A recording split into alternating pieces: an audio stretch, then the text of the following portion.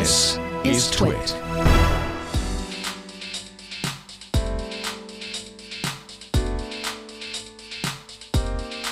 Hey folks, I am at Pruitt. This is Hands-On Photography here on TWiT.tv. Thank you for hopping in with us another week here.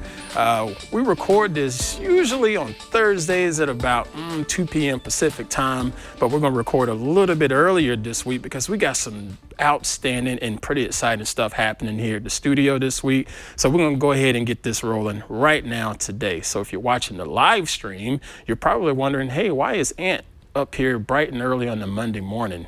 Huh? Yes, I'm here and we're rolling. We're going to get this here episode going.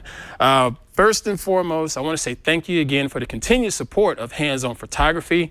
Everybody that's been out there sharing the different episodes each and every week, that means a lot. So go ahead and continue to watch them, continue to share them with other folks that are trying to learn different tips and tricks and help grow this here photographers community, if you will.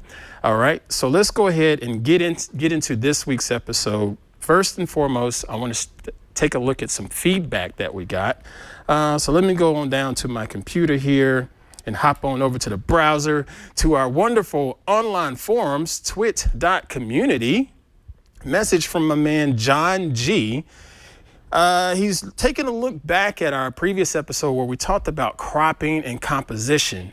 Now, if you remember, we talked about how you can just crop your image down to bring your viewer's focus to a particular item into your scene or a particular subject matter or what have you. Even just how you rotate things, it really makes a difference in what your composition can look like based on the crop. But John mentions inside of the forum here, there are certain items when you go to crop them, you'll get a little bit of a free form or a constrained crop. So for example, let's just take a look at this image of mine on the screen. And if I hit the crop button and I start to move it down, it's all moving sort of free form, okay? Or if I hit this little lock button, regardless of how I move it, it's all constrained to this 1:1 squared aspect ratio. John asks, what is the point of having that particular feature built into the different editors? This is not something that you'll only see in Lightroom or only see in Photoshop. It'll be in pretty much any photo editor that's out there. And there's reasons behind that. A couple things would be trying to lock down the aspect of the rule of thirds from a photographer standpoint. We talked about that previously. Also, you have constraints dealing with social media. Now, if you look at an image on Twitter versus looking at an image on Instagram, you're going to see two different variations of the same image because those two platforms have their own set of standards as far as what the resolution should be. Instagram will give you a couple different options as far as using Instagram stories versus using the actual feed, but even the feed has two different variants.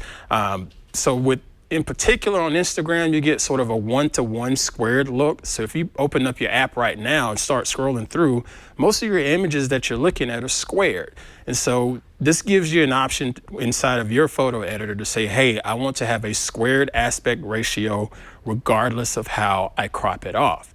So it sort of comes down to where you're going to put your images, or just basically the artist's perspective and what they're trying to put out there as far as their cropping and composition goes. Now let's go back to my computer because that whole social media thing can be a bit confusing when it comes to the different standards. I'm going to do you guys a favor and I'll link to this little image here in the show notes.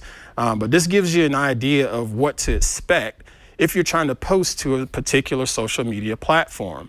The portrait orientation is pretty popular because most people are using Instagram stories and they're using Snapchat because it's quick and easy and sort of in and out kind of thing for their viewers to see.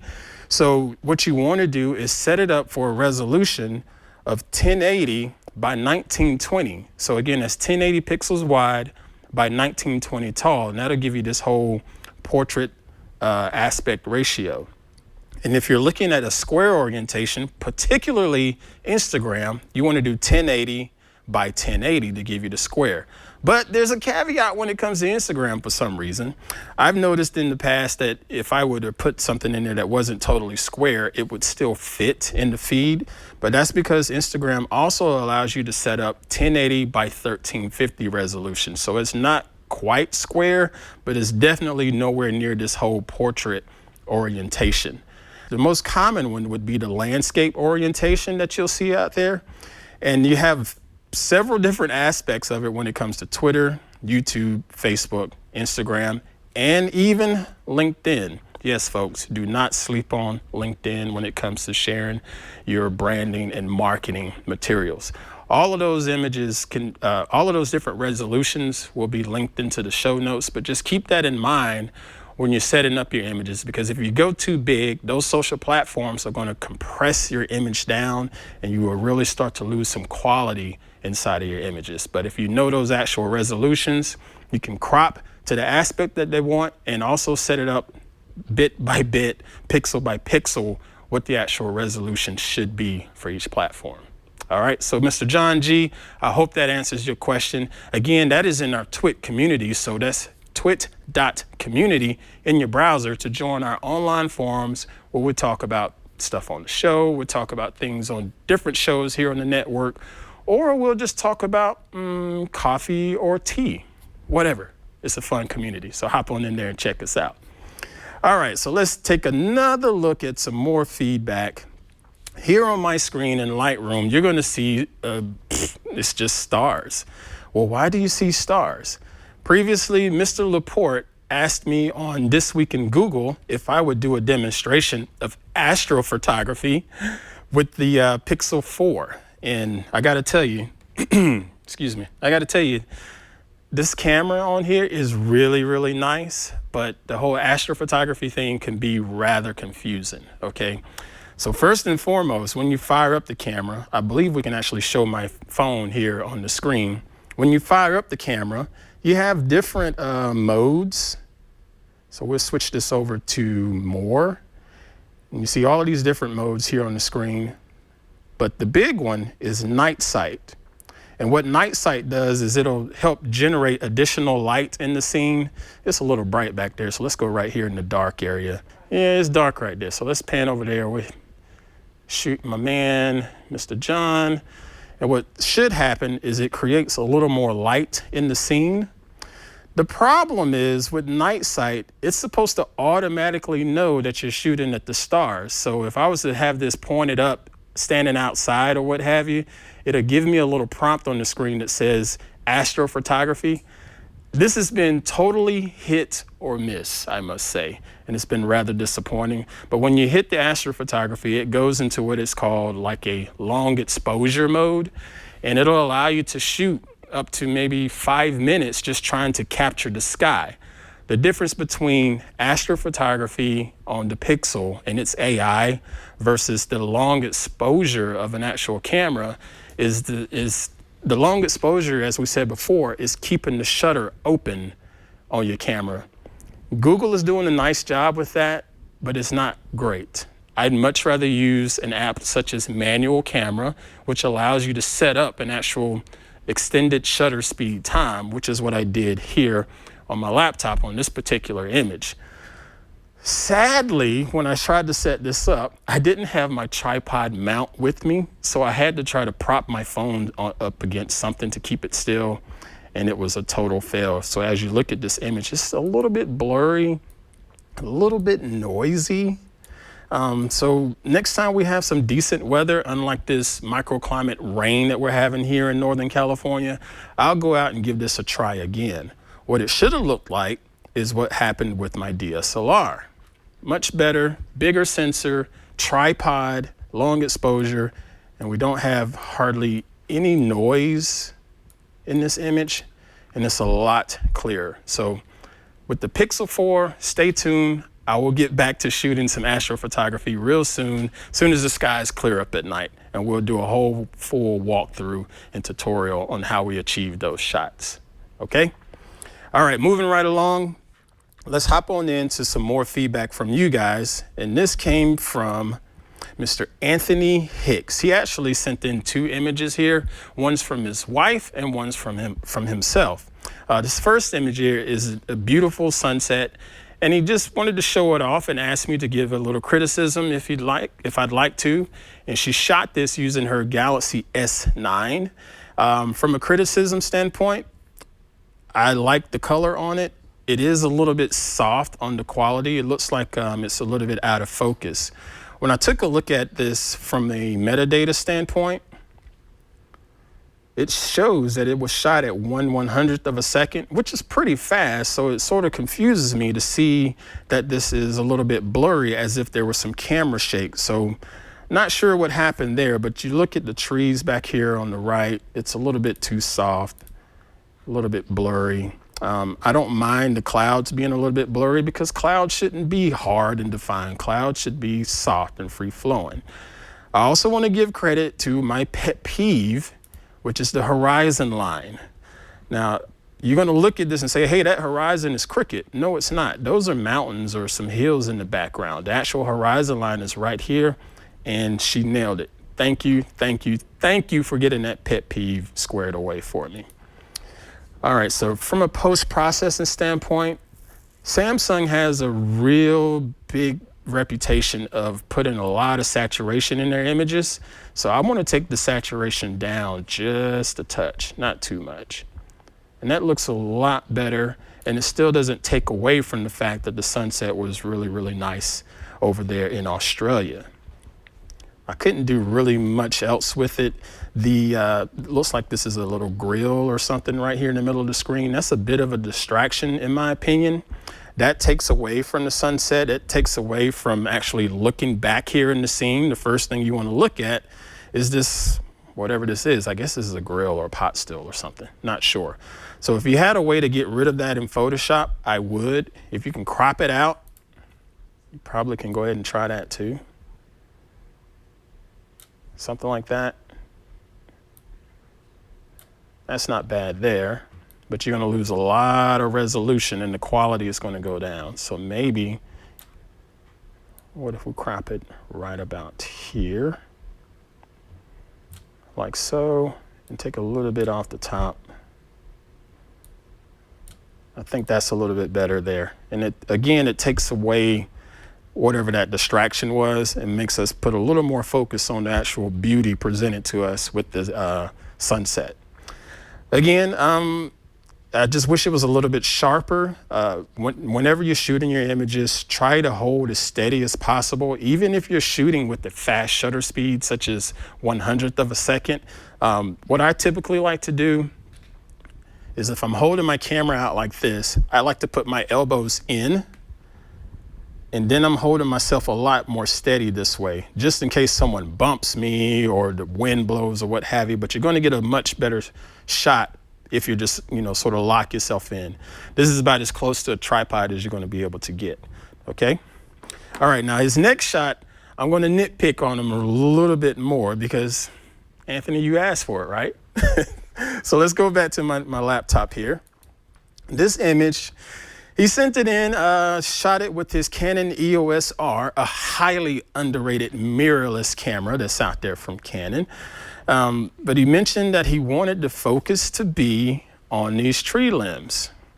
I get it, but there's a little bit of a problem here, sir. First and foremost, why not take your lens? You had a 24-105 zoom on it. Why not just zoom in, particularly on what you're wanting to shoot? Okay, you didn't necessarily need to shoot wide for that. Secondly, we'll undo that. Secondly, you're going to be stuck with all of this in the background, drawing a lot more attention than it need to. So again, if the first thing I would have done was to either step closer to these lenses that you wanted to focus on, or just twist that lens to actually zoom in a little bit more on that. Now, as far as fixing this in post, again, you're going to have to do some really fancy editing with getting rid of this in the background, or you can use some adjustment brushes to try to soften it up and blur it. So let's try to do that. We'll do this whole soften skin technique here. Take that clarity down, take this texture all the way down. We'll take this sharpness down. All right, and then we're just going to try to brush away everything in the back to blur it out. And of course, that is way too much. But as I've said before, I like to start with an extreme in the post-processing. And then sort of bring it back to life slowly. Something like this.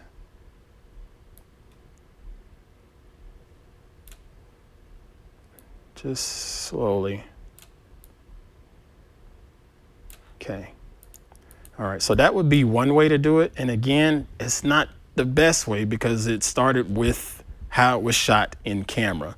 If I go back and look over here at the meta information for it, this was shot at f5.6. With f5.6, you're not going to get a shallow depth of field, which is the blurry background that you were looking for. Good shutter speed as far as the exposure goes, but this focal length, take that focal length up to maybe 40 millimeters, so it's not as wide. And take this f number, the aperture, take that down to f4, which I believe this particular lens starts at an f4 aperture. That'll help give you a little bit more of a shallow depth of field that you're looking for. Now, I want to show you another little trick on my phone here. There's an app that we have called Snapseed. Let's open up Snapseed. Okay.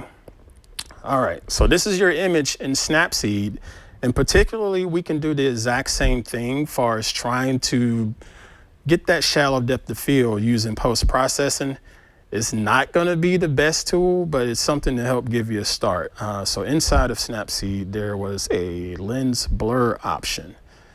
And if you take this little blue circle and put it on what you want focus to be, you'll notice the outer rings here is where you're going to start to see the blur and the defocus. So you just slide to the right and it's gradually blurring out that background. And you can change this aspect just by pinching and zooming and rotating it and moving it around like so.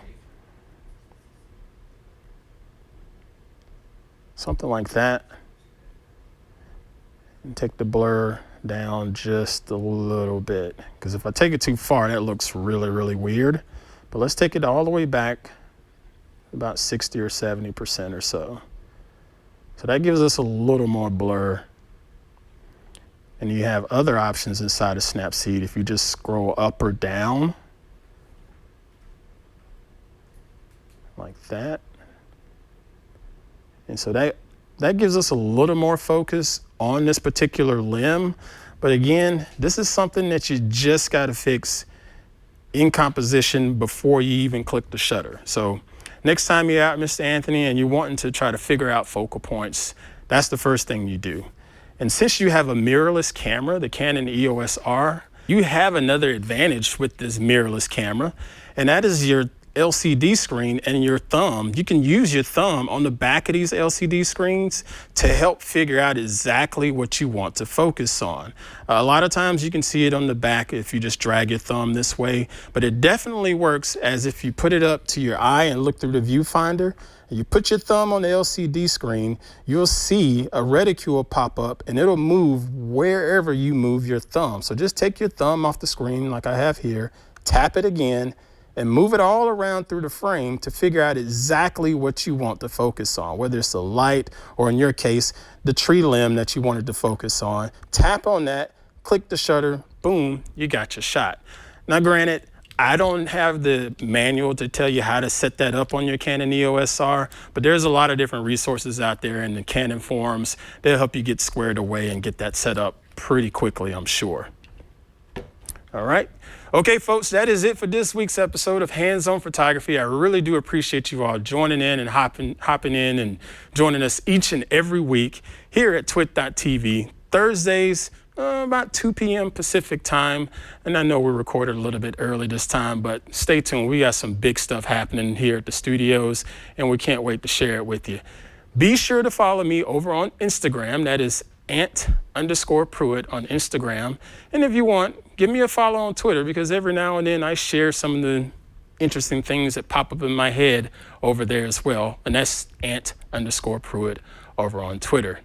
Make sure you join our TWiT online forums. That's twit.community in your browser. Go ahead and sign up there and hop in with all of the other conversations that are going on for each and every show here on the network. Chat with me, chat with the other hosts here, chat with the other members just about random stuff. I don't care if it's just, do you want coffee today or tea today? It doesn't matter. It's a great little community and we have a whole lot of fun there. Thank you all again for the continued support. Be sure to hit the subscribe option in your podcatcher and be sure to share each and every episode out with your friends and family that are interested in the world of photography. And also make sure you catch Focus on Photography each and every Thursday as we record that at 9 a.m. Pacific time. All right, folks, until next time, get on out there, keep creating and dominating. I'll catch you later. See ya.